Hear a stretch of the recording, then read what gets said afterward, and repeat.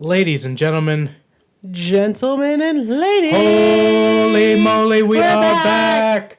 Woo! Ric Flair, woo! Welcome to the Shot Through the Chart Music Review Podcast. I am AC Ponce. This is Stephanie. How is everybody doing? We are in season 6. Oh my gosh. Oh my gosh. That means we've got a new set of 100 songs that we are looking at. We've got the and they're exciting, guys. We've got the year-end Hot 100 songs of 1995. Season 6, 95. 1995. My most vivid memories of my childhood come from 1995. I don't know why. My youngest. That's interesting. You know, other than like the blips and things here when I was like younger than 4 years old, I think 4 was like when my strongest, like when I first started remembering things very, very strongly. So I'm very excited to see what's gonna come up here. You know what's crazy? What's Like, that? it is already insane to me. Like, I had a hard time just picking 5. Oh yeah. Not including your 5 either. Like, I don't know all of your 5. I caught a glimpse. But between my 5 and your 5, like, there's still so many that I'm kicking myself that I didn't choose. But I'm like, no, I had to pick one. Yeah. Another one. But, because then if you think of, like, all the good ones in these 60 alone, imagine how good the top 40 is. Right. This year is kind of a hectic year already. And You it's wanna show only the camera? day 6. Bam!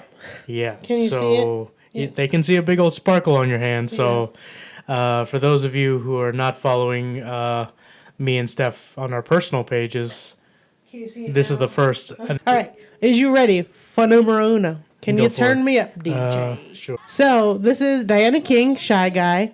This song was so popular in my household. Like, I don't know what it was. I think it's just the vibes. And it's like playful but fun. And it's not about like this popular, like, cool guy. It's just like an everyday guy. Like, I want that one, you know? And it's got this like reggae. It's got this like reggae feel. Yeah, I feel it. You hear it? There's that 90s reggae still. Let's This see. is a jam though. I can definitely I Say a Little Prayer. She made a remake of that. Okay. And it was featured on the soundtrack to my best friend's wedding. Okay. And then, so she made an appearance on Notorious B.I.G.'s 1994 song Respect from his Ready to Die album. Let's see, she signed to Sony. She did a remake of Stir It Up by Bob Marley, which was for Cool Runnings. Okay. So great movie. I was actually just talking about that movie with my stepdad the other day. So. And she co-wrote this song. Which, guess how many minutes it took them to write this song? Is it a long time or is it a short time? It's short. 2 minutes. Shorter? No, of course not. What's short? I don't know. 10 minutes. Oh, wow. Okay. And That's still impressive. But you want to know what? What? It hit the Billboard Top 100. It peaked at 13. 10 minutes of your life you spent writing the song. I'm sure there's a lot of other time and work that went into obviously recording and performing and everything. Right. But number 13 in 10 minutes. It also hit number 2 in the UK singles. And then reached number 1 on the Euro chart Hot 100. It was also ranked by the Japanese radio station J-Wave as the number 1 song of 1995. Wow. Yeah. Number 1. Yes. Of 95. Yep. That's crazy. And then it served as a single from the soundtrack for Bad Boys, the first one. Next. Yes. ¿Es son Reebok o son Nike? It is. Pero, ¿cómo se llama? ¿Cómo se llama? ¿Son Reebok o son Nike? ¿Esos son Reebok o son Nike? A ver, compláceme, que me gusta mucho esa canción. Está muy pegada esa canción. ¿Esos son Reebok o son Nike? ¿Será esta, brother? ¿Será esta? Esa misma, bre, esa misma es. This is Corona, Yes. Rhythm of the Night. I don't remember actually listening to this whole song. So right now, I don't think anyone ever has. Yeah, but this reminds me of Hadaway, What Is Love? Yes. You know? People in the 90s just wanted to dance, okay, They guys? really did. Did you ever, like, hear the song growing up, like, often? Or, like, what's your association with the song? I don't know. I mean, I feel like I heard this more maybe when I was a little older than I did when I was younger. I don't know why. It's not like, you know, my family or anything didn't like the song. It probably just weren't listening to the right stations, or I just didn't notice enough, you know? So this song was originally released in 93, but it led as a single for Corona's 95 debut studio album, Rhythm of the Night. So it came out as a single in 93? Yes. Okay. Interesting. There must have been something else on that album that What do you know about Corona? It's a great beer. I love Mexican beers. The lady who sings this song, her name is Giovanna Barsola, but her stage name is Jenny B. She was not credited by singing lead on this song. I wonder if she's was the vocalist. I wonder if that was her choice or Yeah, I don't know. Because I know there are a couple like EDM songs where they do that. Like for the longest time, like they used to do that on the radio all the time, and then people were like, "Why is this person not featured?" Like remember, Right Round. not even that Sam Smith with Latch. I think they Does it credited say him. feature? I think Featuring? so. I don't think it does. I remember when I was looking it up, I was like, "That's not it." Either way, this reached number 1 in Italy and stayed at number 1 for 8 weeks. Yeah, it says featuring Sam Smith. Oh, okay. The one for sure I know that does not. Oh, jeez. Sorry, I'm dropping my phone everywhere. The one for sure I know that they didn't credit it was Kesha in Right Round, Flow Rider. Also, in the end of 94, this was the longest charting single on the Euro Hot 100. This feels very European. It peaked in 14 countries. Australia, Austria, Denmark, France, Germany, Iceland, Ireland, Italy, Netherlands, New Zealand, Scotland, Spain, Switzerland, and the UK. The US, it reached number 11. It peaked at 11. But, like, imagine that, 14 countries. BuzzFeed in 2017 listed it number 2 in the 100 greatest dance songs of the 90s. Number 2? Yes. Yeah, I don't argue with that. Do you know what the Yes. number 1 was? No. Man, I kind of wanted something to compare it to, I know, but right? no, that's cool. And then Vibe said that it ranked number 25 on their list of the best 50 pop singles of 94, 95. This is just a fact, okay? Every black child in the 90s knew who Blackstreet was. Okay, yeah. It's just a fact. I think any skin color that was a little darker than most, myself included. But this is Before I Let You Go by Blackstreet. By Blackstreet. Number 46. Do you know who produced this song? One of our favorites. Okay, let's see. It's a little slower. It's a little groovier. I can't turn it up any more than that. I will say Babyface. It does sound very babyface, Yeah. but no. No? Is it a Jimmy Jam, Terry Lewis No. situation? Really? Close, though. Who? Teddy Riley. Okay. Yeah. Probably because he's in the group. But anyway. Well, that doesn't count. Of course it does. Because he's like one of the greatest producers still. Okay. So this is just one of the slow jams that I do remember as a kid. Just all of the adults at the barbecue, like as soon as it was dying down, people were going home. Like cookout. Sorry, golly. You just summer you say what you need to say, okay? You made the face. But the cookout at the end of the night, like they would only play like slow jams for the adults, so they could just dance with their spouses, you know, and just. Because the day is all about the kids, you know, feeding the kids, letting the kids jump and play and run around like crazy. And then the adults are like, let me have a beer while I watch my child go crazy in somebody's backyard. So, yeah, they really like the wind down time was for the adults and just slow jams and slow dancing together. And I just remember that, like, I think that's why I like slow dancing so much and just really slow R&B, like really good grooves, because to me that's was such an important part of me growing up, just watching all the adults really like, you know, in love, you know. Next is number 89, Bone Thugs and Harmony. First of the month. Classique. You know, it's hilarious because to me, like, I thought like this was like hardcore rap when I was like a child. You know, I probably would have too if I had listened Yeah. to more Bone Thugs when I was growing But up. I think it's because of the music video. But this music video is so artistic. Like I'm surprised at all of the artistry that went into this music video because, like in the clear glass ball, like is people, but someone is holding the ball. Like I don't know. You just have to watch. It's amazing. There's so much like smoke and fog and like it's just they go from being on one street and sitting on the hood of the car and driving to they zoom forward and they're in another, like they're in like a park having a cookout. Like it's just so cool, the cinematography and Right. everything. Like shout outs to you. I don't know. They're such an interesting group, I gotta say, because you have great vocalists and then great rap verses and stuff like that. I mean,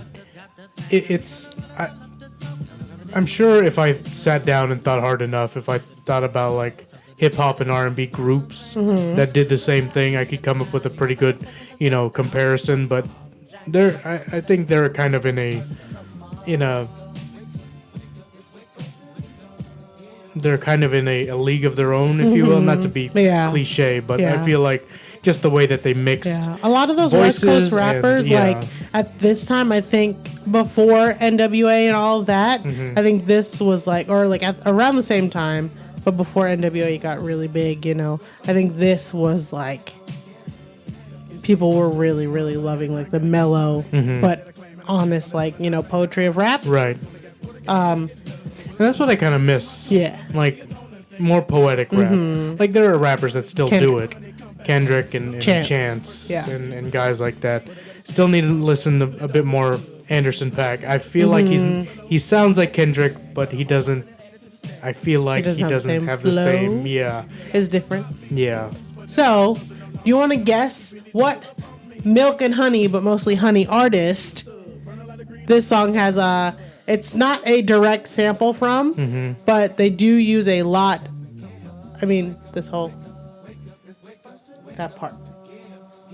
That wake up, get up, get up. Oh, that's Marvin Gaye. Yes! Yeah, of course. That's what that's from. Let's make love tonight. So yeah, that's one fun fact. 'Cause you do it right.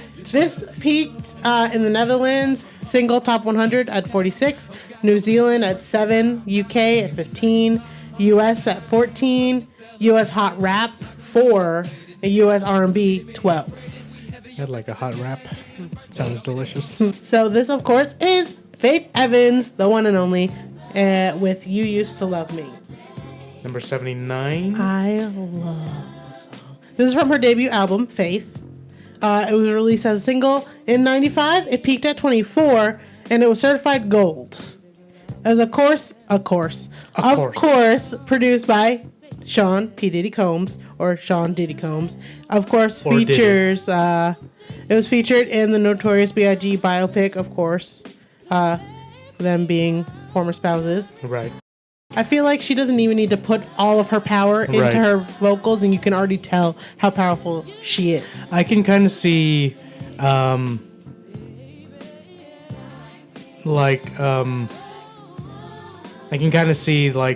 how she influenced Keisha Cole. Yes, Like absolutely. Keisha Cole has a very Faith Evans sounding voice. She has a little extra in there. Yeah. But the bass, like the foundation is kind of a Faith Evans type situation there. And I like it. I really like Keisha Cole too. Yeah, so, I like her too.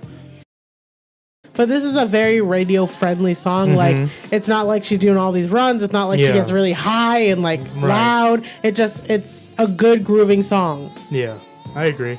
It is a nice little groovy song. It sounds like a song that they would play at a 90s house party where everyone, like all the couples are like dancing together and all up on each other, and I don't know. One of those type of songs.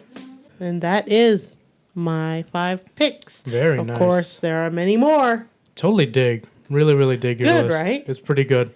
So, you ready for what I got? I'm so ready. Oh, my goodness. Because yours are really gracious. good. Yes, you did take a look at mine. First one I got up here, I got 4 p.m. with Sukiyaki at number 48. This was a song that my cousin kept singing all the time. I only know the sample from that first one. Excuse me. And it kind of drove me crazy. Like, I feel like there's a bunch of songs he sang that I was like, okay, I gotta try and find them, and it took me forever to find it, and I finally did one day. We're talking about Q. Yes. But this song is actually, the original song was a 1963 hit. Really? A Japanese song. Okay. I would try to pronounce it, but just look up Sukiyaki Japanese on YouTube and you'll find it. I actually really like that version. I was super obsessed with it. But in 1963, it was the number one hit in the US. Oh, man. Yeah. In Japanese, which is insane. I love when stuff like that happens here. But the It's like Psy. right, just like the melody is just so great. But rewritten, that Japanese version was rewritten by Taste of Honey, famous for their song Boogie Oogie Oogie, and then covered by 4 p.m. because one of the singers of Taste of Honey grew up listening to the original Japanese, and she decided, hey, I'm going to rewrite it. Because if you read the translation of the Japanese one, it's kind of the same thing, but it's kind of a similar concept, but the words aren't the same. Well, I think that's what I like about when songs are translated and made into a different language. Yeah. Like, no, you might not have the same essence the original song had, but it's still along the same vein, and it's more creative because you actually have to be creative when you're changing a song over in the artistry of production of the There song. is a more recent version, the 2000s version. I forgot what year, by G.H. Hat. It is bad. It is very bad. Is it? It is this. It's along the lines of DJ Sammy. What's the song like? We're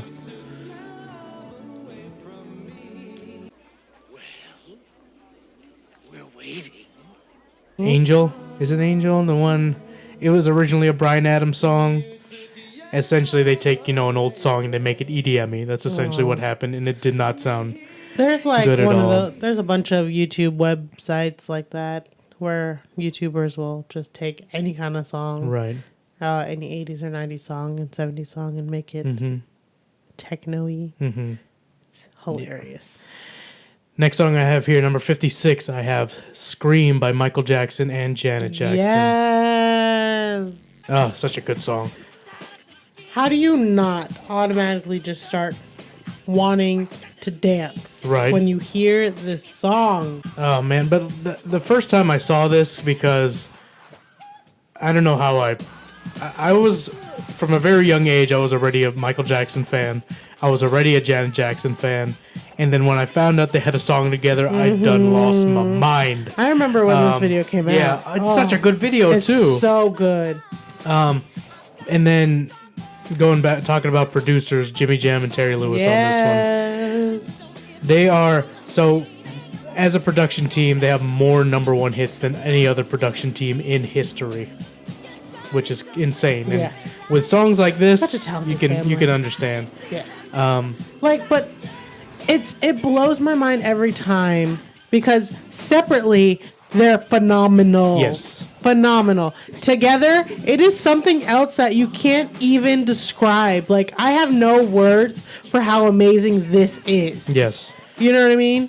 It's just that good. The thing that blows my mind is how it's a duet.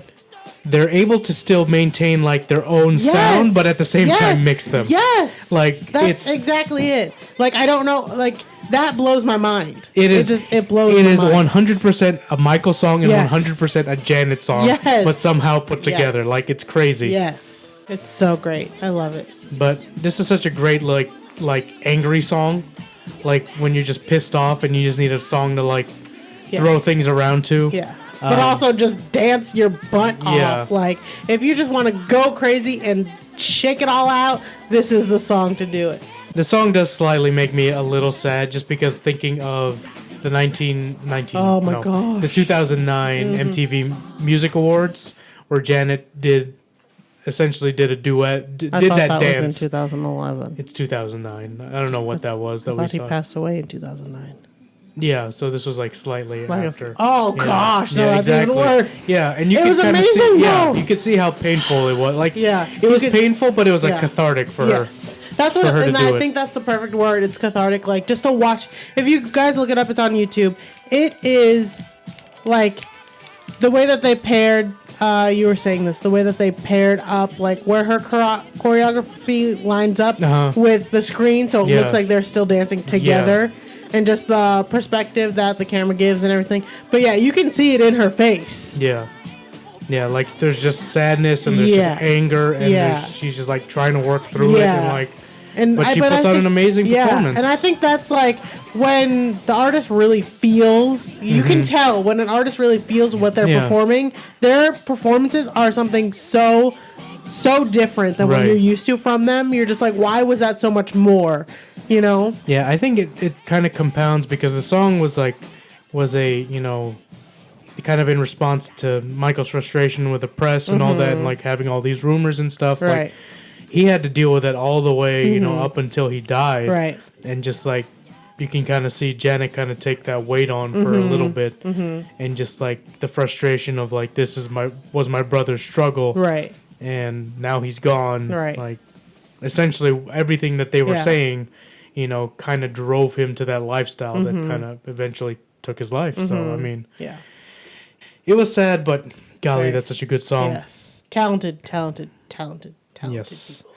Next song I How is this have- not higher? I know, right? It's very. I was just gonna say, what is?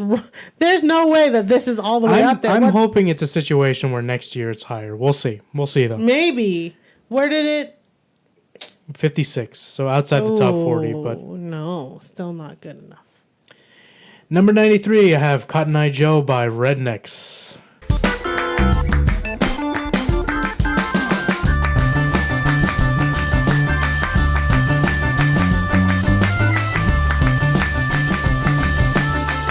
So I have had a obsession with this song ever since 5th grade.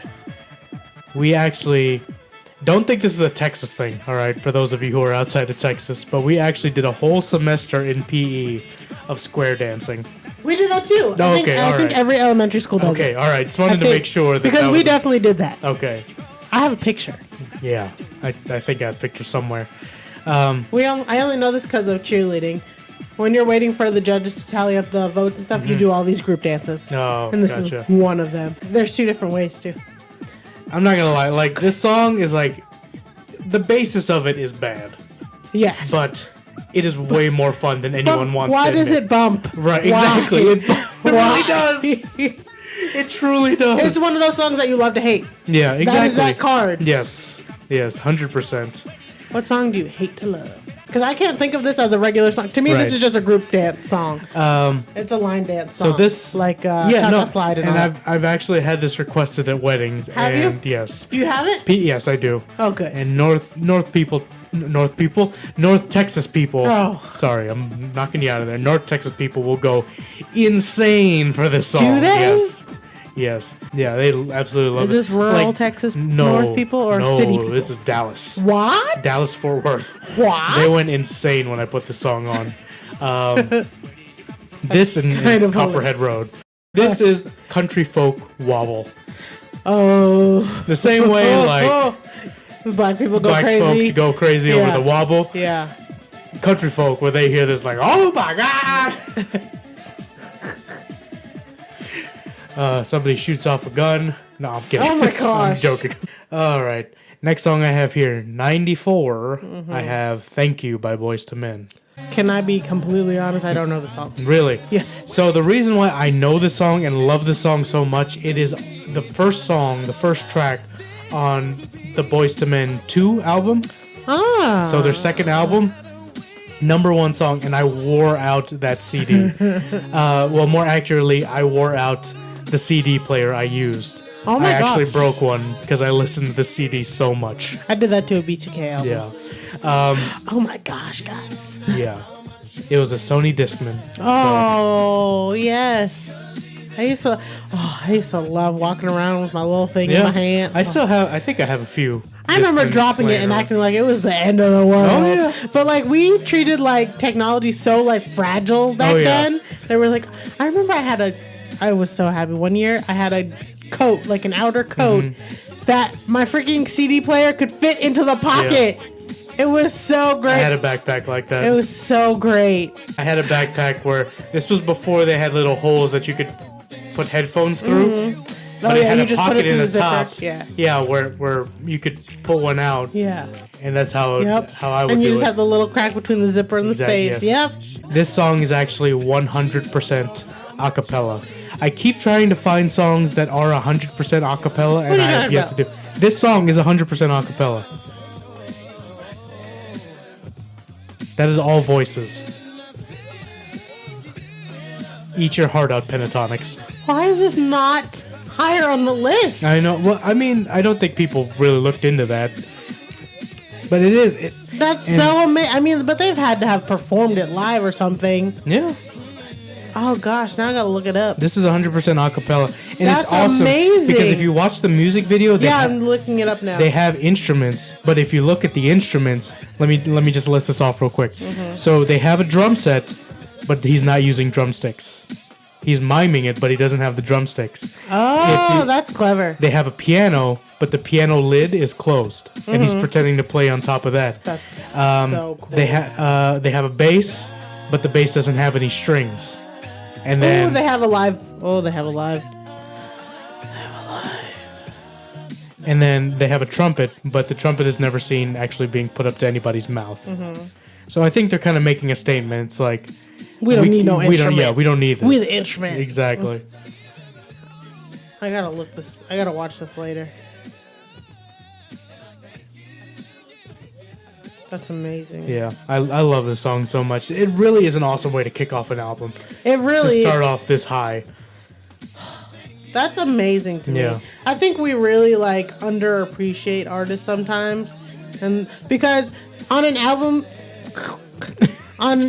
you would not obviously realize. Please that, don't eat your microphone. That's why I have this shield in front Okay, of it. I was trying to eat the shield.